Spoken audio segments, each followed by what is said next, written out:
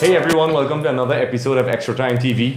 This is Andre Soklal. I'm Kevin Campbell. And before we start, if you all didn't know, this is our new YouTube channel. Yeah. So we're kicking it off by speaking about the Euro semifinals. Yeah. Portugal takes on Wales. Kevin, what do you think? Portugal take on Wales in the brand spanking new Stadium de Lyon in the east of France. Yes. Wales come into the game as the first debutant team to make it to the semi since Sweden back in 1992, whilst Portugal is their fourth Euro semi-final in the last 5 tournaments. Yep. Really impressive stuff. And I predict a really rip-roaring game.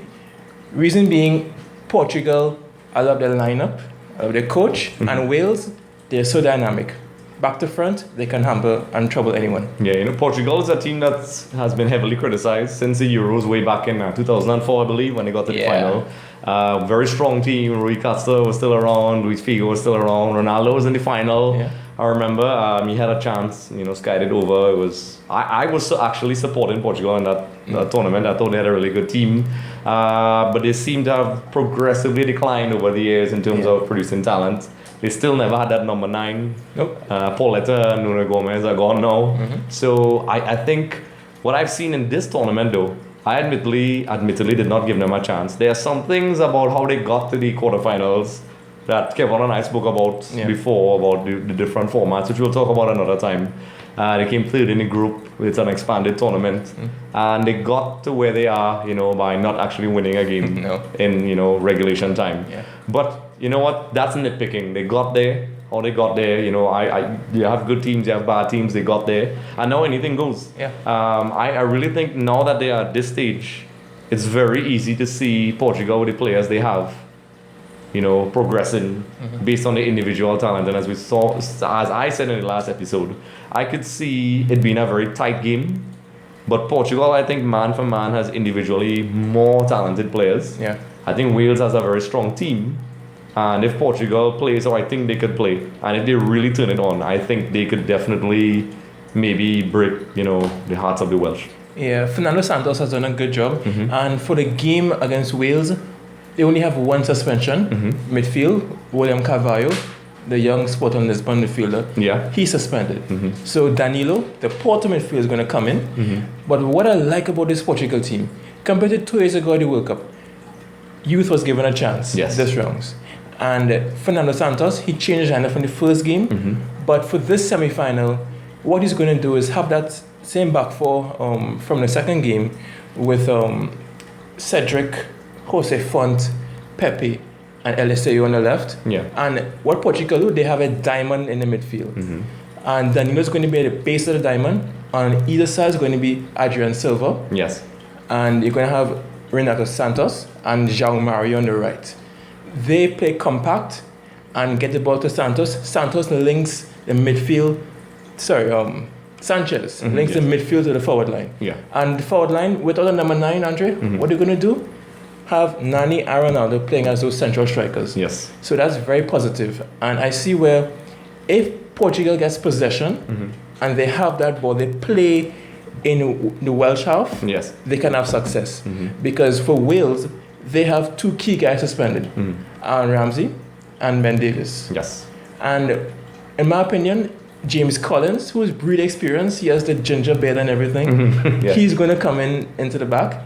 And Cookie Coleman can do one of 2 things to replace Ramsey. One, he can bring in Williams, or he can put Bale in the Ramsey role and play Sam Vokes and Harrison Kanu as strikers. I prefer if he actually does that. I think that's a logical thing to do. Yeah, it is. Yeah, because of Bale's characteristics, I think that would be the smart thing to do. Because immediately when I realized Ramsey was not playing, I was like, okay, who are you gonna put? And I was like, the obvious choice based on his characteristics is Bale with just some reshuffling, as you said, and I think they'll be okay. As you said, the key area is the possession, and if Portugal can maintain possession around the Welsh half, then I could easily see them, because they are capable of playing that passing game. They could wear them down and eventually hurt them. But the thing about this Welsh team is that, according to Kevon, the better team in Britain, or is it the best team in Britain? I think they're best right now. Yeah. I don't know, sitting 3 Lions. Yeah. But the key, I think, for the Welsh is to go there and play without fear. Yeah. I think that's their secret. I think you saw it with Iceland, even though Iceland was player for player. So I don't like using the word inferior, but you could tell that the French players, man for man, were supposedly better. Yeah. Supposedly. A lot of teams saw that and we saw what happened. I think if the Welsh go out there and play their game, Koeman is a very confident, competent coach. It's not going to be as done and dusted as a lot of people are saying. Quaresma is a player who I've always liked. He has always been in the shadow of Ronaldo. In fact, a lot of people don't know when he first came into the worldwide arena, he was actually touted as the next big thing in Portugal. Yeah. He went to Barcelona, didn't really work out, and it never really worked out. He seemed to be a small club player. You know, he went back to Porto, Vesticas, I believe. Yeah. And spelled with Chelsea as well. Yeah. And Inter Milan. And those big club spells were horrible. And people forgot about him. But he's showing his value in this tournament. Yeah. And I think players like him, a lot of people are saying, the Portuguese camp are saying, I think it's Martino. Oh no, he was, the videos with Ronaldo trying to motivate him. Yeah. But I digress. Ronaldo not scoring enough. Yeah, that's an issue people talk. And maybe this is a game where I think where the Portuguese coach is really smart is that he's really trying to get that team, even if it means not playing pretty football. Yeah. And they're playing to the strength, to what works then. And I think this is the game where you will see Ronaldo really showing his true colors. Yeah, the media has built as a battle between Bale and Ronaldo. Yes. The two Real Madrid players. But Ronaldo, he's a guy that we know Ronaldo. We know he wants to break records all on his own. Yes. And he's in touching distance to Michel Platini's record of 9 goals in European Championships. Yes. So with 2 more goals, he's going to beat that record. So you bet you that Ronaldo, he's going to want to score no matter what. And he missed so many chances in the previous game. It was a real debacle. But I see him really trying to get the better of Gareth Bale. Even with maybe trying another free kick. We know Ronaldo has over 40 free kicks in major tournaments and he has missed every single one of them. Yeah, he has really poor free kicks. Bale has scored 2 free kicks just in these Euros. So who's the better free kick taker? It's an interesting matchup, you know. Like I don't like to single out players, but I mean, come on, we can't resist Gareth Bale, Ronaldo. We all know about this rumored tension at Real Madrid. When they first came, they were all chummy. We saw them walking around during their preseason, and then as the season went along, you saw the tension on the field. When Bale scored, Ronaldo would get angry, and there were rumors that they didn't get along, and they were even going to sell Gareth Bale. You know, and which I thought was unfair. I was critical of his transfer fee. But as you said, you know, Ronaldo's statistics when it comes to free kicks were terrible. It was pretty bad. Awful. Yeah, it's pretty bad. And then, but Gareth Bale is a guy who, as I said before, and I will take full, you know, blame for this. I was harsh. I was very critical of Gareth Bale. I never thought he was worth that amount of money. Still don't think he is. I don't think any player he should pay, over 100, million. But he is proving himself. And as I said in our last, I don't know if it ever made the cut, but he really won me over as a player in this tournament. He showed that he embodies the Welsh spirit. The players rally around him, and I am leaning. Even though I think the Welsh are still going to lose, I would really like to see Wales go really far in the tournament because of what they represent and what Gareth Bale represents. He's a true leader in a different mode. Wales. And this takes nothing away from Ronaldo. I want to be very clear. I think Ronaldo is also a good leader because I think in the penalty shootout he had to motivate Martino. Martino was trying to run.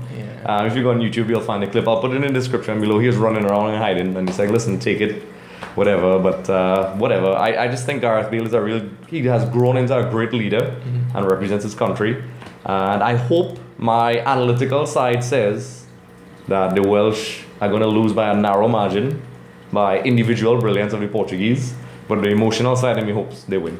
And just to conclude, we see a lot of games in this tournament go straight to penalties, extra time then penalties. Extra time. So what's subliminal? And Portugal has the last 2 games they went to extra time.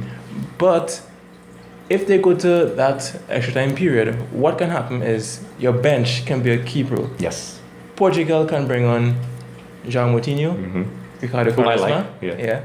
Whilst Wales, they're not as deep as possible, so it could be won and lost within that period. Yeah, that's what the tactical battle. So we'll see where it goes. Will Wales win? Will Portugal win? Let's see how it turns out. Yeah. So now we speak about the second semi-final, Germany versus France. The world champions, 2014 World Cup winners. The break of the Argentine hearts. They basically triumphed over Italy in a very interesting penalty shootout. Yeah. And they took on France, where France also broke some hearts, the Iceland hearts. Yeah. I think Iceland did really good, to get where they did. They gave a very good account for themselves. Yeah. But now, as the generic statement, the cream of the crop basically rise to the top. That I didn't intend that to rhyme. Sorry, seriously. But so France takes on Germany. Yeah. How is that going to go? Les Bleus versus the Mannschaft. Yes. At Stade Velodrome in the south of France. Great stadium. Yes. Andre, the Stade Velodrome is one of my favorite stadiums of all time. Even bigger than the Mani Ramjan? Bigger. Oh, wow. Even bigger. Yeah. I don't know. For you, Mani Ramjan. The Mani. Okay. All 625 fans roaring. Okay. Yeah. Okay, I think that's your point. That sounds good. Actually. Yeah. Maybe you say my point. Maybe. Yeah. So. But for the semi-final, it's going to be in the Velodrome. Yes. And they put a new roof on before it was open. Oh, so, then it definitely be in the Mani Ramjan. Yeah. Oh, okay. With the roof, it does. Yes. So, right. So these two teams, and do you remember 1982 World Cup knockout phase? That game, Harold Schumacher. Yes. The injury to his head. When he injured the French guy. That and the World Cup 2 years ago, Germany knocked out France thanks to the header from Mats Hummels. Yes. En route to the World Cup. I thought France should have won that game, but I don't know, they just didn't turn up.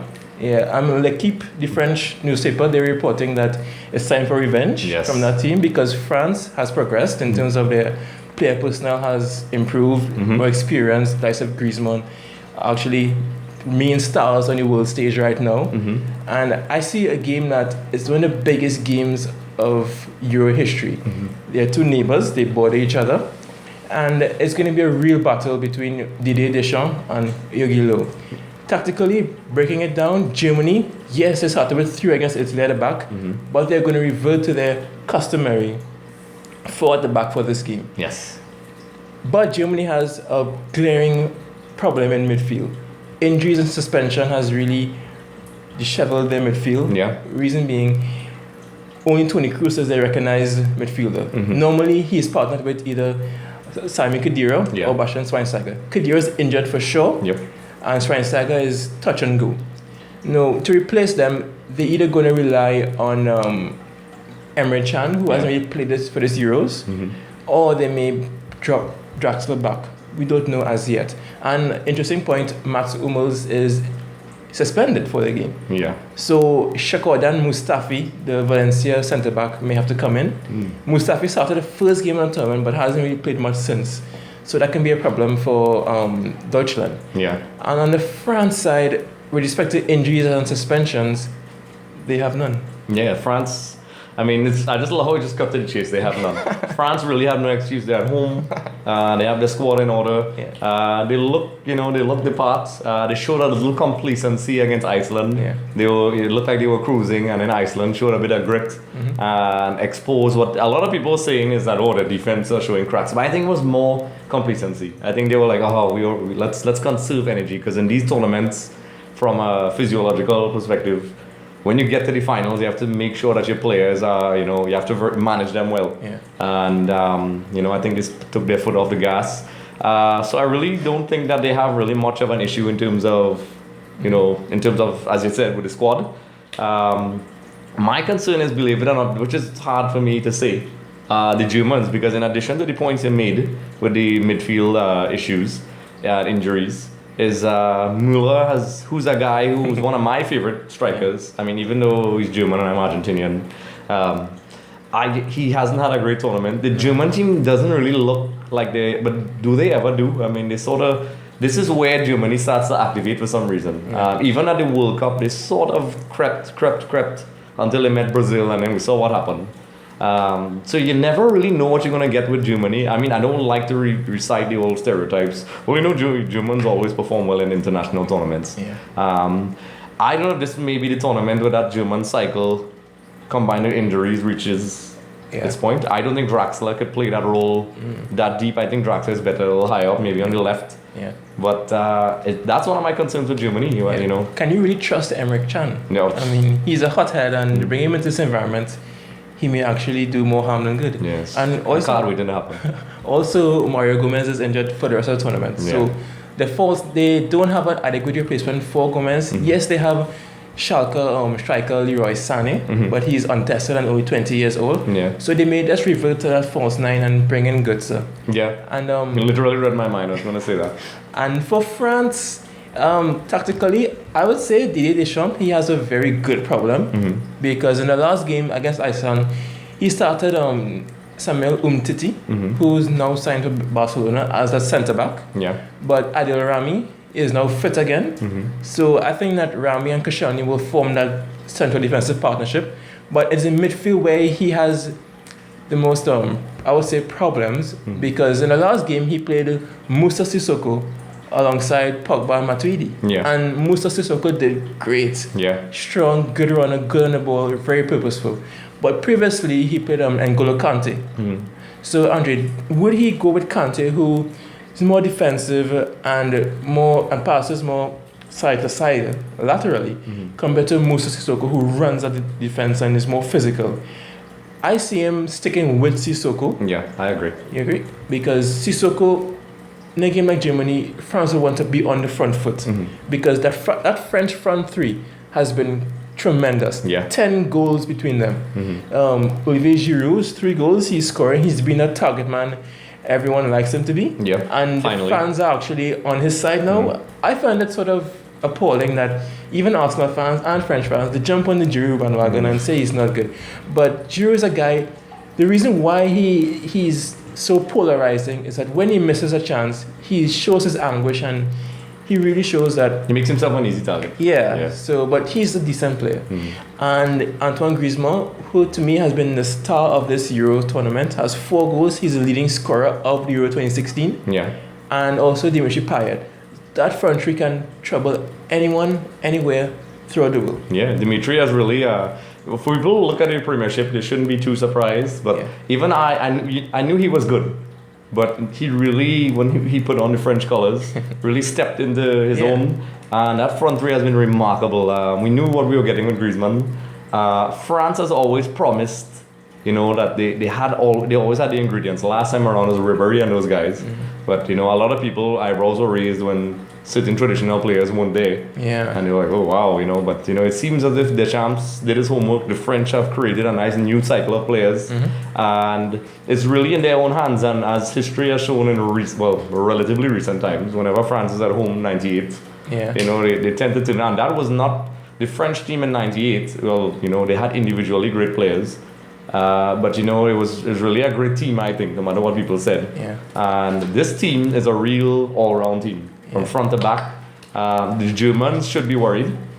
I think the Germans will have to decide: are they going to go the opposite problem of the French? Are they going to go physical in the midfield and try to neutralize the dynamic French players, or are they going to be confident and try to take on the players in a new sort of German style of football where they like to initiate? Yeah. But the thing I admire about the Germans, and it sounds like going back to stereotypes, is that they have the mental fortitude to basically, in situations like this, I can't believe I'm saying this, but because I have a top 5 generic things to say, that you don't write off the Germans. Yeah. They will find a way to grind out the results. I think that the French are going to win. Yeah. I think the Germans are going to make it tricky though. I think it's going to be close. Yeah. I think the Germans will give it a good go. But the home fans, the quality of the French team, France are going to win. Yeah. And it's not going to go to penalties. I think the Germans have run out of gas. I think France are going to win as well. Yeah. Main reason being, winners in France, they usually win. Yep. Euro 84, the Magic Square, Gires, Platini, Tigana, Fernandez. Yes. This team can duplicate what they did in 84. And I think at the end of the day, La Masia will be playing at the Velodrome. So feel free to give us your thoughts in the comment section below. Who you think is going to win, France or the Germans? Let us know your thoughts. I'm pretty sure the thing about football is that everybody has different interpretations and views. We'd love to hear it, so leave a comment in the comment section below. Yeah. Okay, so the next topic, according to ESPN, Tata Martino has resigned from the Argentine team. I mean, we all have seen utter chaos in the AFA since the Copa Centenario final. There were hints that things were not right for the casual fan. For an obsessed fan like me, I saw things going on for years, but it seems as if it's coming apart, Kevin. The entire AFA, players are leaving. FIFA wants to intervene and maybe, actually take them off from international football because of their financial issues and because of government interference. Yeah. Messi, we don't know what's going on with Messi right now. We spoke about Tevez last time. Their participation in the Olympics is now up in the air. Clubs not allowing their players to play. So many things wrong with Argentina right now. But the main issue is Martino leaves. What are your thoughts? Yeah, it's all built up to this crescendo, Andre. Yes. Tata Martino, the former Barcelona manager, he took Argentina to the Copa America final last year. Yes. And this year, losing to Chile on both occasions. Yeah, it's crazy. Yeah. But I think that with Tata, he was never at home with the top spot in Argentine football. And many coaches, Andre, as well, haven't been at home with that. Yeah. Because it's so difficult to coach in Argentina. Yeah. So many permutations, so many factors. You have the Diego Maradona godlike factor on one side. Yes. Then you have all the clubs wanting their players, battle with the European clubs to release their players, and having pressure from the under 20s to put players in that team. So it's really a nightmare scenario. And over the few years, coaches have done well with Argentina. I love what Peckerman did. Yeah. He was so composed and was good with most people. Bielsa was good too. And remember Passarella with his whole weird way of dealing with things. Yeah. Disciplinarian. Yeah. Don't cut your hair. Cut your hair or else you don't play for my team. Yeah. But I think going forward, Argentina, they're in a bit of a bind because who is going to take over this somewhat of a poison chalice? Yeah. I would like to see Carlos Bianchi. Because I'm a big fan of him. Yeah. Ex-Boca man, the professor. Or Hector, the South American professor, not Arsene Wenger. Or Hector Cooper, but Hector Cooper is now with Egypt, and he may be a bit outdated. But those are my two favorite Argentine managers who I would love to see managing the Albi Celeste. Yeah, it's an interesting question, which users could comment below who they think, because it's a very interesting dilemma. Yeah. The first name that pops into everybody's head is Diego Simeone and Pochettino, but these guys are unavailable, and with the chaos in the AFA, why would they leave their high-paying jobs to go to a very clearly unstable football association? So that rules out those two guys. Bianchi, I've always a huge fan. He was one of the most successful coaches they had in recent times. Up until recently, we've seen a whole splurge of Argentine coaches all over. Won everything there is to win with Boca. He had an okay stint at Atletico. I think they never gave him a chance. Atletico Madrid. I think he didn't even last half a season, which I thought was unfair. But it's really rough. There really aren't much available candidates. Some people are saying young Marcelo Gallardo River Plate. I'm thinking he might be okay. I also think maybe the possibility of the return of Sabella. But one of the things about Argentinian football, which I have been following my entire life, is that if you notice a trend with the Argentine coaches, outside Bielsa, who was the last long-serving coach for Argentina, who quit because of exhaustion. Is it for 6 years, was he? Yes, I think it's way back from right after Passarella, all the way up until 2004. They won the Olympics and he stepped down. Then there was Peckerman, who I think was their last best coach because of his understanding of the youth setup. I think they suffered a tragic loss, and he made a statement, we spoke about it before, that he will not work for the Argentine national team again because certain people are there until those people leave. And he left, he never looked back. He's doing amazing things. He left with some Mexican clubs, I believe. Now he's in Colombia doing an amazing job. You're seeing his work. Even Martino as well, he was at Paraguay, I believe. Batista. Yeah, and it's kind of interesting because the coaches seem to run away from the association. And it kind of echoes in some ways how it is in Trinidad. And I really can't see who could really take up the challenge right now. I know I'm a fan of Bianchi, but I think he kind of burned his bridges with the AFA a long time ago. He made some statements when everybody thought he was the guy to replace Bielsa. And so I don't think Bianchi's going to be in there. So I don't know, it's a tough one. One guy that's popped into my head, Ricardo Lavolpe. Oh, yeah, interesting. What do you thought about him? It's a scary thing because... But Andrew, let's switch focus and let's head to the UK. Yes. Where a new phenom has joined. I should say has signed for Manchester United. Yes. That man is Zlatan. Yes. Zlatan spent so much time around Europe's big leagues, Italy, Spain, France, and a ripe old age of 35 makes his claim and he comes to England. The question is, did Manchester United sign Zlatan? What is Zlatan signed Manchester United? Yeah. I could see the memes coming in now. Yeah. Zlatan, love him or hate him, the guy gets trophies wherever he goes. A lot of people, which kind of shocked me though, they're saying he's too slow for the Premiership, but Zlatan I think is perfect for the Premiership. I think he would, based on his characteristics, would survive anywhere. I don't like how people play down the French League. The French League is, I think, quite creditable in terms of the physical nature of the game. It's wrong, and usually the English media doing this. I mean, picking on them a lot. You know, not the best team in the UK right now. No. They're no Wales. Yeah, Wales. And not the animal, the country. Yeah.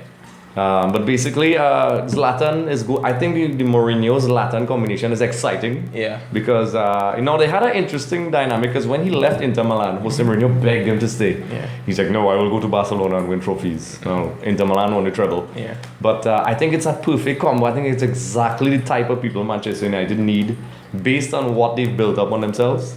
And I think Zlatan is going to be fine. And if Jose Mourinho gets what it is, gets what he wants, I really can't deny that Manchester United have a title shot this season. Yeah, I see with Zlatan. Remember, the Premiership is not as tactically or technically astute as other leagues in Europe. Yep. So if you watch a Premiership game, there's a lot of space out there. Yeah. And Zlatan is a guy. Not many players in England can match Zlatan's skill set. So I think that he will make perfect use of the space that he's allowed. And with Zlatan, even if it's a 1 year or 2 year deal, what you get is that bargaining power. Yes. You have you can sell a lot of shirts, and he's a larger than life character that Manchester United usually likes. Yeah. Remember Eric Cantona back in the day, how charismatic he was? I think Zlatan can have that very similar effect. Yeah. But with Zlatan, on the field, it can be a bit dicey because I'm not sure what Mourinho is going to do with that attack. Yeah. Zlatan can only play one position really, centre forward. So is he going to play Rooney off him? And what about the youngsters in Martial and Rashford? Are they going to get any game time? So to me, Mourinho would have his work cut out. And usually with Mourinho, it takes a couple seasons to really get into the groove and get his tactics and his ideology into the players. So likewise for this session, because I see him maybe starting Zlatan and maybe giving him a rest, bring off the bench sometimes. But we need to see what Mourinho has planned. So this preseason for Manchester United is going to be so amazing because tactically, I can't wait to see what Jose does. Yeah, and you're right. Jose Mourinho is the kind of guy. He doesn't stay at clubs longer than 2-3 years. I think he's not going to stay as long as people think at Manchester United. I think he has a very specific plan, just like he did at Chelsea and Inter and every club he's been at. The signing of Zlatan Ibrahimovic is consistent with what Jose Mourinho does. Yeah. He signs winners, just like he signed Diego Costa at the time. If he could have gotten Zlatan, he would have. Zlatan even saying he refused Liverpool. He said any team that comes, 8th is not a big team. But it indicates to me that he wants Zlatan, which I think he wants not just 2 years on. I think he wants immediate success. Yeah. And Zlatan guarantees at least goals. You are purchasing goals, as you said, rightfully so. You're purchasing a larger than life character. It's a good business deal. It raises the pedigree of the club, which they have lost a lot of their reputation over the years. They have signed great players. Manchester United was once, at least, the theatre of dreams. They are trying to rebuild that reputation. I thought Jose Mourinho should have been a guy to replace Ferguson instead of Moyes. But Zlatan is exciting, and we'll see how it turns out. I think I think it's a bullseye. I think Manchester United finally getting it right, and Zlatan combined with Rooney, we'll see how he's used. I actually think it might work because of Rooney's characteristics. It's changed now. Yeah, he's no longer the out and out striker, whatever. He can't run as much, but he can hold the ball up. He's a bit more mobile in terms of his movement. Zlatan is a bit more static and strong, but as you said, in the Premiership, there's space. And Zlatan is a guy who does wonders when he's enclosed in Syria. He saw it in France. He saw it in Spain. So I'm excited, and let's see how it works out. Yeah, if you can score goals in Syria, you can score goals in Premiership. I agree. So we're gonna wrap up this episode. Yeah. We'd love to talk about football all the time, but feel free to check us out. Our blog in the description below. Feel free to leave a comment or questions or suggestions in the comment section below. Feel free to subscribe right here. Yep. We'll probably put the subscribe button all over the place, but for now we'll be right over here. Yeah. And be sure to contact us. So Kevin, where can we find you? You can find me at Kev868 on Instagram and Twitter. Make sure to like our videos. Oh yeah. And also, you can find me at Andre Suklal. You can follow me on Instagram and Twitter at Andre Suklal. And this is, can subscribe to my little old channel when I'm rambling about stuff at Andres Aymar. For those of you who know, that's Aymar's little brother. So this is Andre Suklal. I'm Kevin Campbell. And this is one of our new episodes of Extra Time TV, and stay tuned for more episodes. Yeah.